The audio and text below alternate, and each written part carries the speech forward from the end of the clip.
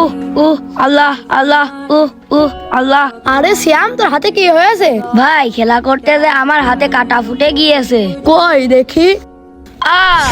ভাইয়া ভাইয়া, আমার হাতে অনেক ব্যথা লাগছে। তাহলে চল আমরা ইমাম সাহেবের কাছে যাই। আচ্ছা চলো। উহ উহ আল্লাহ আল্লাহ। ইমাম সাহেব দাঁড়ান, আমরা তো আপনার কাছেই যাচ্ছিলাম। কেন, কি হয়েছে?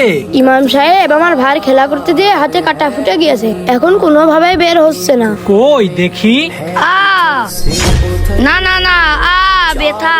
শোনো, তোমার ভাই 5 ওয়াক্ত নামাজ পড়ে, আর ও খুব মনোযোগ সহকারে নামাজ পড়ে। ও যখন নামাজ পড়ে তখন ওর ওই কাঁটা তুলে ফেলবা, ও কিছুই ঠিক পাবে না। আচ্ছা ঠিক আছে। আচ্ছা ঠিক আছে, যাও। আচ্ছা যা ভাই, তুই নামাজ পড়ে নে। আচ্ছা ভাইয়া। এই সুযোগ হাত থেকে পেরেকটা বাইক করে নি। হ্যাঁ, এই তো কাজ হয়ে গেছে, এবার আমি বাইরে যাই। আরে, আমার হাত থেকে কাটা উঠে গেছে। আলহামদুলিল্লাহ। আলহামদুলিল্লাহ।